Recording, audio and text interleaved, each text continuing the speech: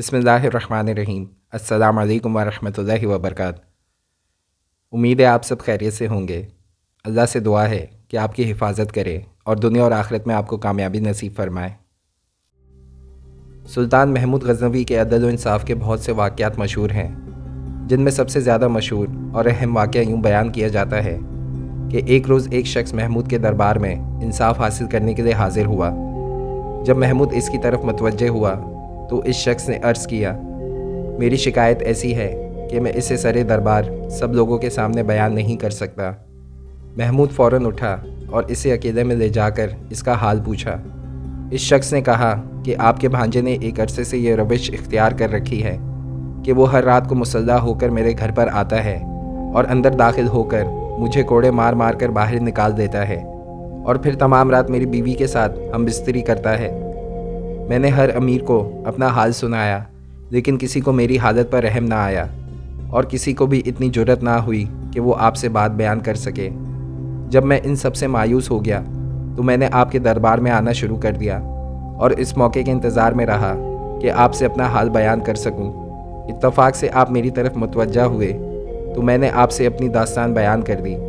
अगर आप मुझ पर रहम फरमा कर मेरे मामले में इंसाफ करेंगे तो ज़ह नसीब, वरना इस मामले को खुदा के सुपुर्द करूँगा और इससे मुनसफ़ाना फ़ैसले का इंतज़ार करूँगा। महमूद पर इन वाक़यात का बहुत असर हुआ और वो ये सब सुनकर रोने लगा और इस शख्स से यूँ मुखातिब हुआ, ए मज़लूम, तू इससे पहले मेरे पास क्यों ना आया और इतने दिनों तक ये जुल्म क्यों बर्दाश्त करता रहा। इस शख्स ने जवाब में कहा, ए बादशाह, मैं एक मुद्दत से ये कोशिश कर रहा था कि किसी तरह आपके हुजूर हाजिर हो सकूं, लेकिन दरबार के चौकीदार और दरबानों की रोकथाम की वजह से कामयाबी हासिल ना हो सकी। ये खुदा ही बेहतर तौर पर जानता है कि आज मैं किस तदबीर और बहाने से यहाँ तक पहुँचा हूँ। हम जैसे फ़कीरों और गरीबों की ऐसी किस्मत कहाँ कि वो बगैर किसी हिचकिचाहट के सुल्तानी दरबार में चले आएँ। महमूद ने जवाब दिया, तुम यहाँ मुतमईन होकर बैठो, लेकिन इस मुलाकात और गुफ्तगू का हाल किसी को ना बताना और इस बात का ख्याल रखो कि जब वो सफ़ाक तुम्हारे घर में आकर तुम्हारी बीवी की आबरू रेज़ी करे तो तुम फ़ौरन इसी वक्त मुझे इतला देना। फिर मैं इसी वक्त तुम्हारे साथ इंसाफ करूँगा और इस सफ़ाक को इसकी बदकिरदारी की सज़ा दूँगा। इस शख्स ने यह सुनकर कहा, ए बादशाह, मुझ जैसे शख्स के लिए यह नामुमकिन है कि जब चाहूँ बिला किसी रोक टोक के आपसे मिल सकूँ। इस पर सुल्तान महमूद ने इसी वक्त दरबानों को बुलाया और इनसे इस शख्स को मुतारिफ़ करवा कर दरबानों को हुक्म दिया, जिस वक्त भी ये शख्स हमारे हुजूर आना चाहे इसे बग़ैर किसी इत्तला और रोक टोक के आने दिया जाए, इससे किसी किस्म की बास पुर्स ना की जाए। इन दरबानों की रुखसत के बाद सुल्तान महमूद ने इस शख्स से चुपके से कहा, अगरचे मेरे हुक्म के मुताबिक ये लोग तुम्हें यहाँ आने से रोकने की जुर्रत ना करेंगे, लेकिन फिर भी एहतियातन तुम्हें ये बता देता हूँ कि अगर कभी इत्तफाकन ये तुम्हें रोकना चाहें और मेरे पास ना आने दें तो तुम फला जगह से छुप कर चले आना और आहिस्ता आहिस्ता से मुझे आवाज़ देना। मैं ये आवाज़ सुनते ही तुम्हारे पास पहुंच जाऊंगा।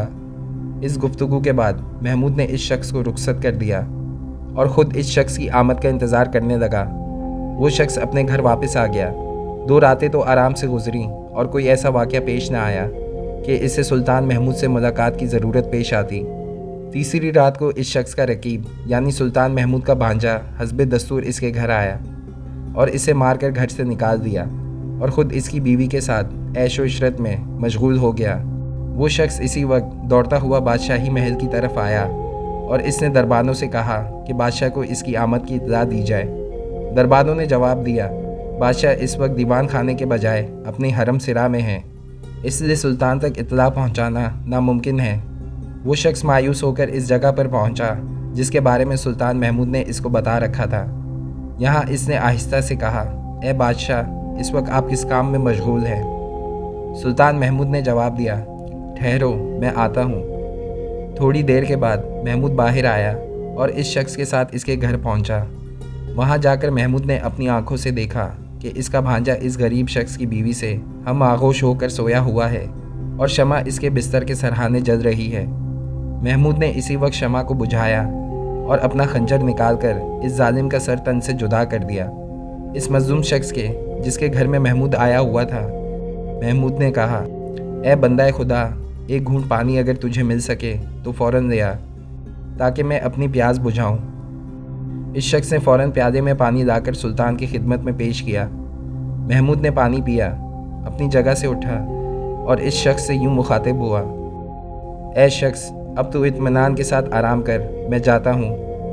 और रुखसत होने लगा, लेकिन इस शख्स ने बादशाह का दामन पकड़ लिया और कहा, ए बादशाह, तुझे उस खुदा की कसम है जिसने तुझे अजीम आलिशान मर्तबे पर सरफराज किया है, तू मुझे ये बता कि शमा गुल करने और इस सफ़ाक का सर तन जुदा करने के फ़ौरन बाद पानी मांगने और पानी पीने की क्या वजह है, और तूने किस तरह इस किस्से को ख़त्म किया। सुल्तान महमूद ने जवाब दिया, ए शख्स, मैंने तुझे जालिम से निजात दिला दी है और इस जालिम का सर मैं अपने साथ ले जा रहा हूँ। शमा को मैंने इसलिए बुझाया था कि कहीं इसकी रोशनी में मुझे अपने भांजे का चेहरा नज़र ना आए और मैं इस पर रहम खाकर इंसाफ ना कर सकूं। पानी मांगकर पीने की वजह ये थी कि जब तुमने मुझसे अपनी रोदा और गम बयान की थी तो मैंने अहद किया था कि जब तक तुम्हारे साथ पूरा पूरा इंसाफ ना होगा तब तक मैं ना खाऊंगा और ना पानी पीऊंगा।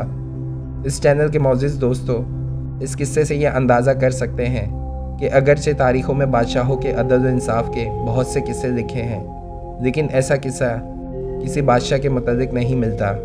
वल्लाहु आलम बिल सवाब।